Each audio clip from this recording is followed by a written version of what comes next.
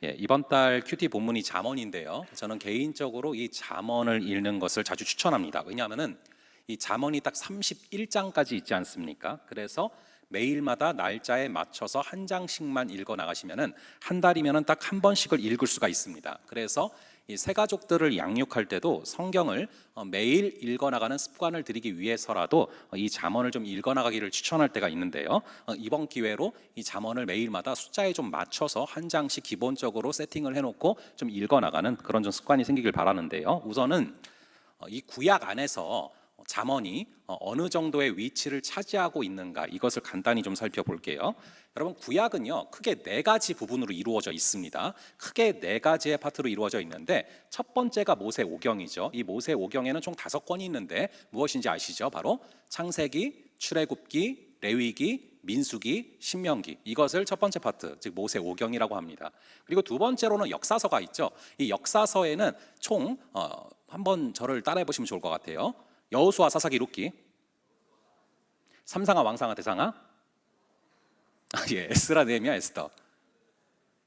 그래서 총 12권이죠. 이 12권을 역사서라고 합니다. 그리고 세 번째가 지혜서인데요. 바로 여기에 우리가 읽은 잠언이 들어가 있습니다. 이 세 번째 파트 지혜서에는 바로 욥기, 시편, 잠언, 전도서, 아가서가 들어가 있고요. 그리고 마지막 네 번째 파트에는 이 예언서, 즉 선지서라고 하는데, 바로 이사야부터 말라기까지 전체를 다 선지서 혹은 또 예언서라고 이렇게 말을 합니다.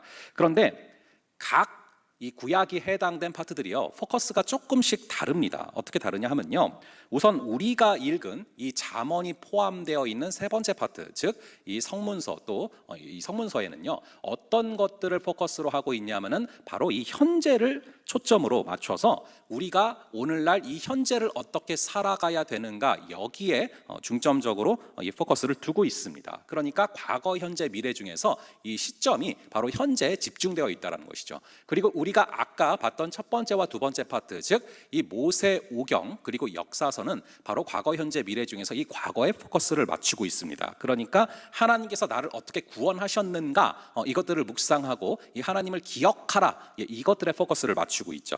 그리고 마지막 네 번째 이 선지서, 즉 예언서는요 미래를 위한 책입니다. 앞으로 어떤 일들이 벌어질 것인가, 이것들을 또 예언해 놓은 책이기 때문에 저희가 이번 수련회 때 봤던 이 요한계시록과도 겹치는 내용들이 상당히 많이 발생을 합니다. 근데 우리는 사실 이 현재를 살아가고 있지 않습니까? 그러므로 우리가 살아가면서 지금 꽉 붙들어야 될 책이 바로 이 잠언이라는 것입니다.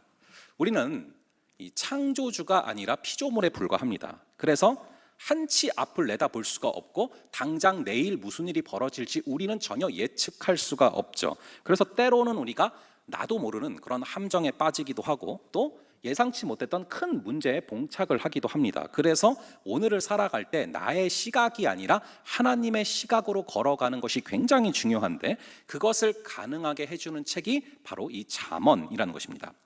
여러분, 이 잠언이 혹시 한자로 뭔지 아시는 분들 계십니까? 이 잠언이 언자는 말씀 언자고 이 잠자는 바늘 잠자를 쓰고 있습니다. 그러니까 잠언은 바늘같이 우리를 찌르는 그런 말씀이라는 것이죠.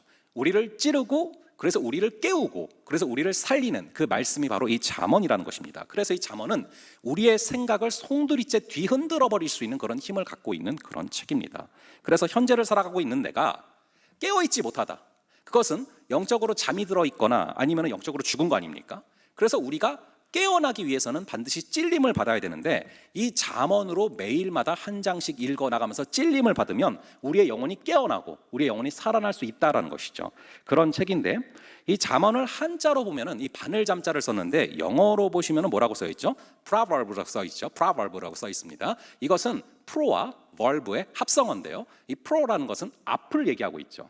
그리고 verb라는 것은 말입니다. 즉 앞이랑 말이 더해져 있는 것인데, 무슨 얘기냐면은 앞으로 닥칠 수 있는 문제들을 미리 예언을 해줘서 현재 어떤 문제들이 이제 생겼을 때 그거에 대처할 수 있는 힘을 준다라는 그런 뜻을 갖고 있는 것이죠. 그래서 여러분, 우리가 예방주사에 찔린다 그러면은 따끔하고 아프죠. 하지만 그것을 통해서 나중에 바이러스를 대처해낼 수 있는 그런 힘이 생기지 않습니까? 그런데 그냥 그 당시에 따가운 게 싫다고 예방주사를 맞지 않으면 어떻게 됩니까? 나중에 된통 이 큰 고통을 겪게 되지 않습니까? 마찬가지로 이 잠언은 현재 내게 있는 문제에 대해서 알려주시거나 아니면은 현재 발생은 하지 않았지만 살아가면서 발생할 수 있는 그런 문제들에 대해서 미리 말씀해 주셔서 오늘 살아갈 우리가 붙잡고 걸어가게 해주는 그런 말씀이라는 것이죠. 그런 맥락 가운데 저희가 이제 잠언 25장을 오늘 본문으로 택했지만 한번 잠언 1장 1절의 말씀을 한번 읽어볼게요. 잠언 1장 1절의 말씀을 한번 우리가 잠언의 전체적인 맥락을 잡아야 되니까 한번 함께 읽어보겠습니다. 시작. 다윗의 아들 솔로몬의 잠언이라. 자, 이 잠언이 누구의 글이래요? 바로 솔로몬의 잠언이라. 물론 잠언의 모든 글을 다 솔로몬이 쓴 것은 아닙니다. 30장 31장에 가면은 뭐 아굴도 있고 다른 사람이 있죠. 하지만 대부분은 이 솔로몬이 쓴 것이기 때문에 솔로몬의 잠언이라고 나와요. 자, 그런데요, 그렇다면은 이거를 한번 생각해 볼 필요가 있어요. 그렇다면은 이 당시에 이 솔로몬 같은 왕들, 이 왕들은 무엇으로 나라를 통치했을까라는 생각입니다. 이 솔로몬이 왕 아닙니까? 그리고 왕이라면 나라를 통치해야 되는데 여러분 무엇으로 통치를 했을까요? 이 무력으로 통치를 했을까요? 만약에 그랬다면 그것은 굉장히 저급한 통치죠. 이 나라를 무엇으로 통치를 해야 되느냐? 바로 지혜로 통치를 해야 되는 것입니다. 그래서 이 시대의 왕들에게는 이 지혜를 모으는 이 모사들이 굉장히 많이 있었는데 그들을 통해서 각종 지혜와 훈계를 모으는 거예요. 나라를 다스리기 위해서. 그리고 한번 잠언 1장 2절도 함께 읽어볼게요. 시작. 이는 지혜와 훈계를 알게 하며, 여기 보시면 지혜와 훈계를 알게 하며 라고 써져 있습니다. 이 알게 하며 라는 것이 지혜와 훈계를 죄다 모은다 이런 뜻이에요. 콜렉팅한다는 뜻이죠.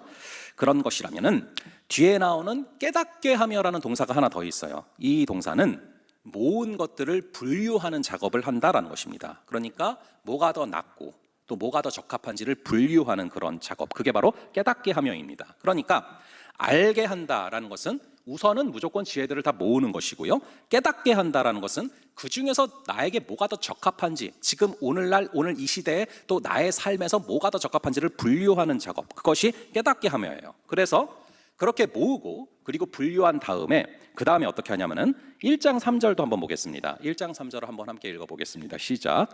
지혜롭게 공의롭게.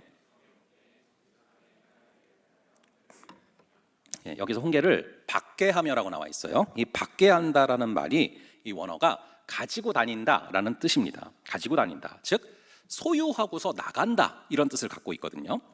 여러분들이 이제 집에 있다가 밖으로 외출을 할 때 주로 여러분들이 뭐를 가지고 밖으로 나갑니까? 우선은 이제 핸드폰을 항상 어디 나갈 때 들고 나가지 않습니까? 저도 그래요. 요즘에 웬만하면은 제가 카드를 안 씁니다. 이 핸드폰을 들고 나가고 이걸로 페이를 해요. 그 뭐 삼성페이 이런 거를 하거든요. 그러니까 핸드폰은 항상 여러분들이 나갈 때 꼭 가지고 나가야 되는 것이죠. 그리고 외출할 때 이제 주로 가지고 나가는 게 키 아닙니까? 자동차 키. 그래서 이 핸드폰이랑 키만 있으면 우리가 어디든지 다 갈 수가 있어요. 그래서 우리가 외출할 때 뭘 챙겨가냐면은 주로 뭐 핸드폰과 자동차 키 이 정도를 챙겨 나가지 않습니까? 그랑 똑같은 단어예요. 이 받게 하며라는 얘기는 어디에 나갈 때 챙기고 나간다라는 그런 뜻이에요. 근데 여러분들이 이제부터는 하나를 더 가지고 더 챙겨서 나가야 한다. 그게 무엇입니까? 바로 이 잠언을 챙겨 나가라는 거예요. 내가 오늘 받은 그 말씀, 그 잠언을 들고서 외출하라는 것입니다. 그러면은 그거를 들고 나갔을 때 그거를 딱 써야 될 그런 순간이 생긴다라는 것이죠. 우리가 전화기를 들고 나가면 당연히 중간에 전화를 해야 될 일이 생기죠. 또 페이를 해야 될 일도 생깁니다. 마찬가지로 우리가 잠언을 항상 외출할 때마다 이제 들고 나가면 그거를 들고 나갔다가 언젠가는 이거를 써야 될 순간이 삶에서 분명히 벌어진다라는 것이죠.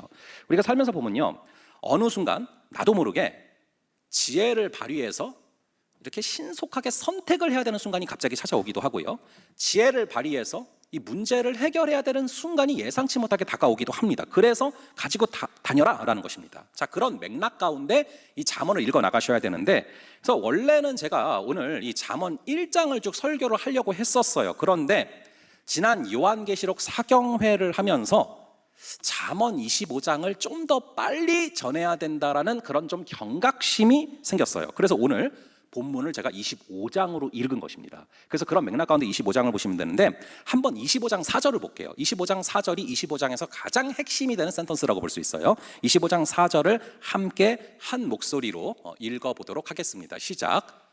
은에서 찌꺼기를 이게 무슨 뜻입니까? 이 찌꺼기는 은을 재련하거나 정제할 때 나오는 각종 찌꺼기를 말해요. 거무스름한 그런 납찌꺼기를 말하죠. 은이 색깔이 하얗잖아요. 그런데 이 은을 재련할 때 보면은 이 거무스름한 납찌꺼기가 뜨는 것을 보게 됩니다. 그런 다음에 9절에 나오는 장색은 무엇이냐? 바로 장인과 동의어입니다. 히브리어로 자라프인데 이 자라프는 금속을 녹여서 물건을 만들어내는 금속 세공인을 뜻합니다.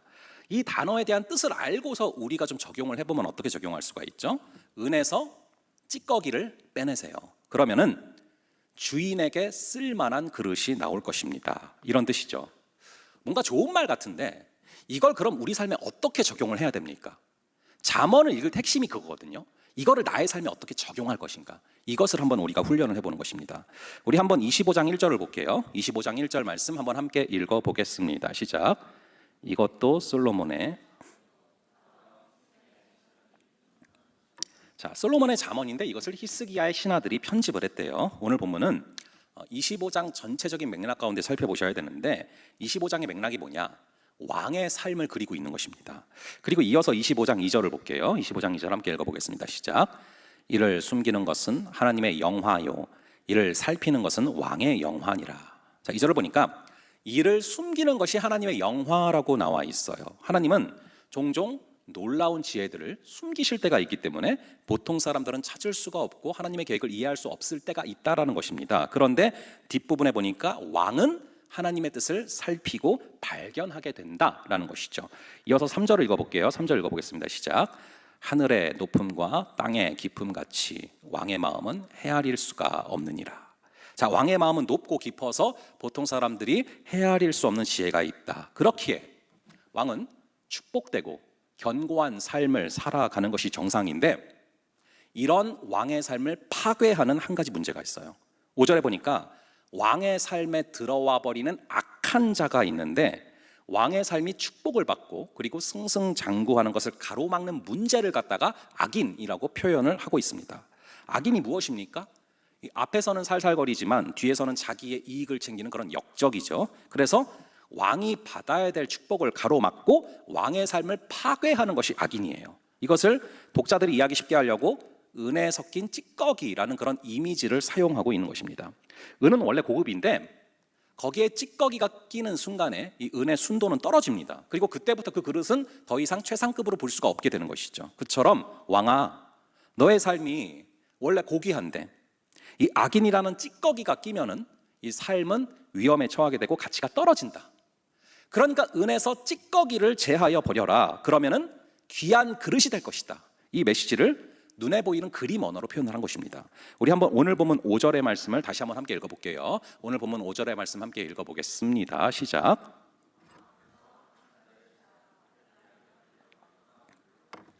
견고히 서리라. 이 본문을 그럼 지금 우리의 삶에 비추어 봅시다. 이 잠언은 지금 현재 우리의 모습을 되돌아보는 글이라고 말씀을 드렸어요. 그렇다면 여러분의 삶에서 제거가 되어야 할 그 찌꺼기는 무엇입니까? 이 본문은 왕족에게만 적용되는 그런 글이 아니에요. 하나님은 베드로전서 2장 9절을 통해서 우리에게 왕 같은 제사장이다라고 미리 말씀을 하셨습니다. 우리는 하나님의 아들로서 딸로서 고귀한 신분이죠. 우리의 삶은 주님의 그 피로 값주고 사셨기 때문에 싸구려가 아닙니다. 주님의 피값이죠. 그러므로 우리는 그 피값에 걸맞는 비싼 삶을 살아야 돼요. 그런데 그런 왕 같은 삶을 살지 못하게 하는 찌꺼기가 너희에게 무엇이냐라고 묻고 계신 것이죠. 우리 하나님은 좋은 아버지십니다. 그래서 우리에게 분명히 축복을 주고 싶어 하시고 은혜를 주시기를 원하십니다. 그런데 우리도 모르는 사이에 우리의 삶에 찌꺼기가 끼고 막힙니다. 그래서 축복과 은혜가 우리를 통해 흘러가지를 못해요. 하나님은 너무나 귀한 것을 준비해 놓으시고 여러분에게 흘려보내고 싶으신데 삶에 찌꺼기가 껴서 흘러가지를 못한다는 것이죠. 저희가 전에 이 정수기를 렌트해서 쓰다가 이 물맛이 예전 같지가 않아서 서비스 센터에서 기사님이 손을 보셨는데 이 필터를 보면서 뭐라고 말씀하셨냐면은 찌꺼기가 꼈대요. 그러니까 물 자체가 나오는 것은 문제가 없는데 관에 찌꺼기가 끼어 있어서 물이 맑게 흐르지를 못한다는 것입니다. 이 물은 생명의 근원이 되지만 이 찌꺼기가 꼈을 때 맛이 변색이 되는 것이죠. 피 역시 마찬가지입니다. 이 몸 안의 피는 돌아가면서 몸 안에서 돌면서 이 산소와 영양분을 공급을 해줍니다. 그런데 몸 관리를 안 하고 기름진 것을 마음껏 먹으면 피가 어떻게 됩니까? 이 피에 지방기가 끼잖아요. 그래서 그걸 갖다 고지혈증이라고 하지 않습니까? 피가 지방이 높은 상태가 됐다. 즉 피에 이 지방 찌꺼기가 꼈다라는 것이죠. 그러면은 나중에는 결국 혈관에 계속 지방이 쌓이다가 최악의 경우에는 그 혈관이 터지기도 합니다.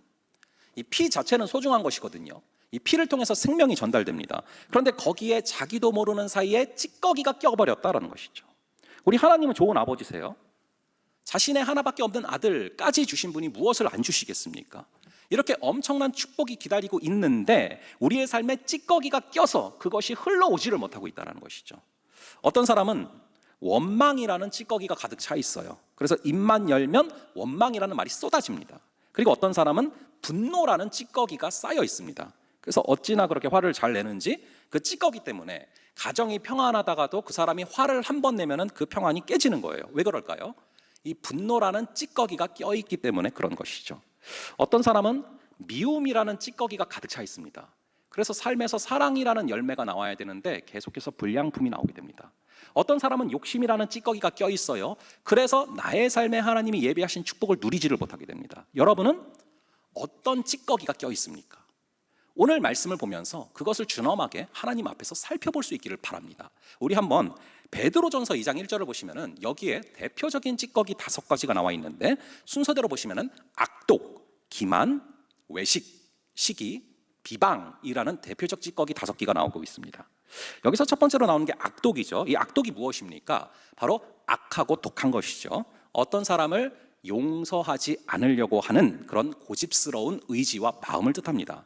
용서하지 않으려는 마음은 결국에는 나를 파괴하게 만들고 어둠이 임할 수 있는 통로를 만들어줍니다. 그래서 우리가 다윗을 그렇게 죽도록 미워했던 사울이 결국에는 그것을 통해서 자신을 죽이는 것을 보게 되지 않습니까? 누군가를 용서하는 것이 치유되는 첫 번째 발걸음인데 반대로 용서하지 않을 때 무너진다라는 것이죠. 그리고 두 번째 보시면 기만이라고 나오죠. 자신의 유익과 이익을 위해서 다른 사람을 이용하고 통제하려는 교만한 정신입니다. 자신의 유익을 위해서 다른 사람을 속이거나 거짓말하는 그런 행위에 해당이 되죠. 그리고 외식이 나와 있어요. 이것은 이중적인 인격과 삶을 뜻하는데 겉과 속이 전혀 다른 삶을 의미하고 있습니다. 그 다음에 나오는 시기는 무엇입니까? 이 질투라는 것이 내가 받아야 될 사랑을 다른 사람이 받을 때 느끼는 불편한 감정이라면 이 시기는 불편한 감정을 넘어서서 적극적으로 그 사람의 인격과 명성을 파괴시키는 그런 행위를 말합니다. 그리고 그에 수반하는 구체적인 행위들을 바로 비방이라고 말을 하죠. 우리가 대략적으로 봤는데 각 사람마다 끼어 있는 찌꺼기가 다 달라요. 그래서 영적으로 막혀 있고 흐르지 못하게 될 때가 있습니다. 우리가 나이가 들면은 정기 건강 검진 같은 것을 하지 않습니까? 우리는 이처럼 몸에는 굉장히 민감해요. 그런데 피에 혈관에 뭐가 끼어 있나 이런 것은 민감한데 우리의 영혼에 무슨 찌꺼기가 끼어 있는지에 대해서는 굉장히 둔감합니다. 그래서 하나님의 놀라운 뜻이 우리에게 이루어지지 못한 채 막혀져 있는데 거기에 대해서는 전혀 경각심이 없다라는 것이죠. 우리는 그 누구도 매일마다 쌓여가는 이 찌꺼기에서 자유할 수가 없습니다. 이것은 나이와도 상관없고 위치와도 상관없고 직분과도 상관이 없어요. 그 누구도 피해갈 수가 없습니다. 저 역시도 수도 없이 많은 사람들을 매일 만나고 경험하면서 그만큼 수많은 찌꺼기가 낍니다. 이것을 매일 청소하지 않으면 얼마나 심하게 찌꺼기가 끼는지 모릅니다. 여러분들 보시면은 이 샤워실에 보면은 그 물 내려가는 배수구가 있지 않습니까? 근데 여기도 찌꺼기가 끼다 보면 나중에 물이 내려가질 않아요. 그리고 나중에 심지어 거기서 벌레까지 생겨서 올라오거든요. 우리 영혼은 어떻습니까? 주님께서 주시는 이 말씀의 빛에 비추어서 보면은 욕심, 미움, 분노 너무나 많은 찌꺼기가 껴 있어요. 그럼 우리의 삶에 찌꺼기가 끼면 어떻게 됩니까? 이 몸에도 찌꺼기가 끼게 되면은 이 몸이 붓고 무거워지는 것처럼 우리의 영혼이 똑같다라는 거예요. 하나님은 우리의 삶에 찌꺼기가 끼는 것이 그래서 우리가 병들고 막히는 것을 굉장히 안타까워하십니다. 우리 한번 에스겔서 22장 18절을 볼게요. 에스겔서 22장 18절의 말씀을 함께 읽어보겠습니다. 시작. 인자야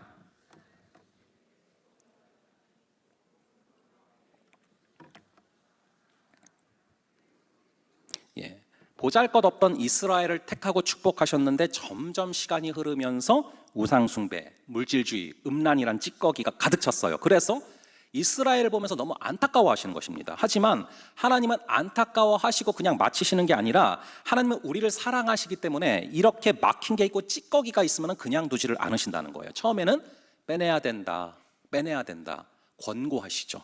그렇게 말씀을 하시고 설교 시간을 통해서 믿음의 친구들을 통해서 말씀을 해주십니다. 그런데 그래도 안 되면, 그래도 이것이 빠지지 않으면 결국에 사랑하는 사람에게는 권고를 넘어서 진짜 사랑하시니까 고난을 주신다는 거예요. 어려움을 주신다는 것입니다. 그래서 적극적으로 찌꺼기를 빼내려고 하시는 거예요. 여러분, 애 키우다 보면요, 애가 뭘 잘못 삼켰다 그럼 그냥 두지 않아요. 등을 쳐서라도 뒤집어서라도 빼내죠. 똑같습니다.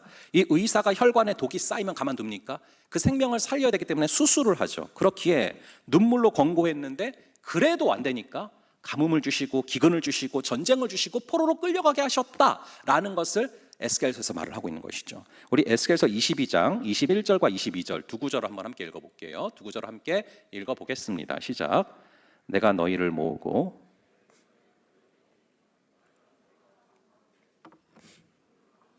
녹는 것 같이 너희가 그 가운데서 녹으리니 나 여호와가 분노를 너희 위에 쏟은 줄을 너희가 알리라. 자, 어려움을 주시는데 그 목적이 단순히 없애려고 그러시는 것이 아니라 은이 풀무불 가운데 정결하게 되는 것처럼 내가 너희를 불 가운데 녹이는 것이다. 그래서 우리의 속에서 찌꺼기를 제하고 찌꺼기를 뱉어내게 하신다라고 말씀하고 있죠. 여러분, 인간관계 안에 어려움이 있습니까? 과연 상대방이 나쁘기 때문에만 그럴까요? 내 안에 사람을 지나치게 의지하는 사람 의지라는 찌꺼기가 있어서 그럴 수 있습니다. 혹은 사람을 지배하려는 지배 욕구에 찌꺼기가 껴있기 때문에 관계에 어려움을 주실 수가 있습니다. 여러분, 경제적으로 큰 어려움을 겪고 있습니까? 단순히 경기가 안 좋아서 그럴까요? 그럴 수도 있지만 내가 너무 물질에만 관심이 가 있고 나의 마음이 그것 때문에 예배하는 것을 놓칠 때, 그래서 물질주의라는 찌꺼기가 껴있을 때 그것을 빼내시려고 경제적인 부분을 흔드시는 걸 수도 있습니다. 간절히 원하던 일이 수포로 돌아갔습니까? 실력이 부족해서 그럴 수도 있겠지만 어쩌면 하나님보다도 그것을 더 원했기 때문에 우리 주님께서 그 찌꺼기를 빼낸 걸 수도 있다는 것이죠. 우리 주님은 이 고난의 불 가운데 찌꺼기를 태우시고 그래서 우리를 아름다운 그릇으로 쓰기를 원하십니다. 제가 지난 수련회 이후에 계속해서 저의 심령에 남아서 붙들고 기도하게 된 구절이 있어요. 그렇기 때문에 사실은 이 잠언 25장도 계속 믹스가 됐는데요. 우리 한번 계시록 22장 14절 한번 함께 보겠습니다. 계시록 22장 14절의 말씀을 한번 함께 보겠습니다. 시작. 자기 두루마기를 빠는 자들은 복이 있나니 이는 그들이 생명나무에 나아가며 문들을 통하여 성에 들어갈 권세를 받으려 함이로다. 아멘. 우리가 나중에 예수님께서 재림을 하실 때 자기의 두루마기를 빠는 자들이, 깨끗하게 빠는 자들이 복이 있대요. 이 두루마기가 옷이 아닙니까? 그런데 자기 옷을 깨끗하게 빤 사람들이 하나님 앞에 나아가서 이 생명나무도 얻을 수 있고, 그리고 천국으로 들어가는 문으로 들어갈 수 있도록 프리패스도 얻게 된다는 거예요. 그런데 그 옷을 깨끗하게 빨아야 되는데 그 옷을 무엇으로 깨끗하게 빨을 수 있느냐? 계시록 19장 13절에 보면은 그가 피 뿌린 옷을 입었는데 그 이름은 하나님의 말씀이라고 나와요. 즉 우리가 이 옷을 어떻게 깨끗하게 하느냐?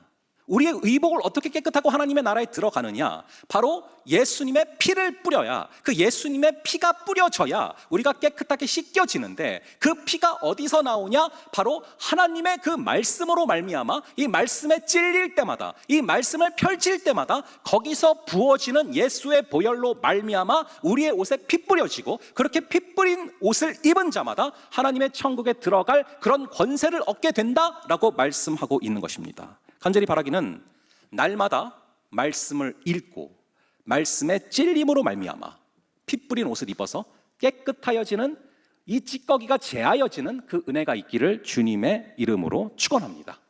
우리 모두가 반드시 모두가 주님 앞에 서게 되는 날이 옵니다.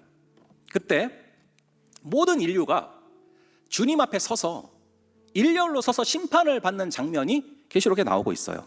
그날이 오는데, 그날 모두가 주님 앞에 서서 심판을 받는데 어떤 사람에게는 주님께서 오라라고 하십니다. 하지만 어떤 사람에게는 내가 너를 도무지 모른다라고 말씀하셨단 말이에요. 여러분, 어떤 사람을 우리 주님께서 그날 오라고 하시는지 아십니까? 22장 17절에 나와요. 성령과 신부가 말씀하기를 오라 하시는도다. 듣는 자도 오라 할 것이요 목마른 자도 올 것이요 또 원하는 자는 값없이 생명수를 받으라 하시더라. 우리가 명확히 나와 있지 않습니까? 듣는 자를 오라고 하십니다. 우리 주님께 목마른 자를 오라라고 하십니다. 그리고 주님을 더 원하는 자는 값없이 생명수를 받게 됩니다. 이것은 반대로도 마찬가지예요. 우리가 주님의 품 안에 있으면서 또 주님을 기다리면서 우리가 주님께 어떤 자들이 주님께 오소서, 우리 주님 오소서, 우리 주님 오셔서 속히 와 주시옵소서, 우리가 누가 그런 고백을 할 수 있다고 나와 있는 것입니까? 목마른 자, 주의 말씀을 듣는 자, 주님을 계속해서 더 원하는 자, 그 자들이 주님을 담대하게 우리 재림하실 주님을 오소서라고 말하고 있다는 것입니다. 간절히 바라기는 우리가 날마다 말씀 앞에 경외함으로 바로 서서, 그리고 이 잠언의 말씀을 읽을 때마다 찔림이 있음으로 말미암아 우리가 깨어나고 살아나고 주의 피 뿌린 옷을 입어서 주님 앞에 갈 수 있는, 주님 앞에 날마다 거할 수 있는 그런 우리가 되기를 간절히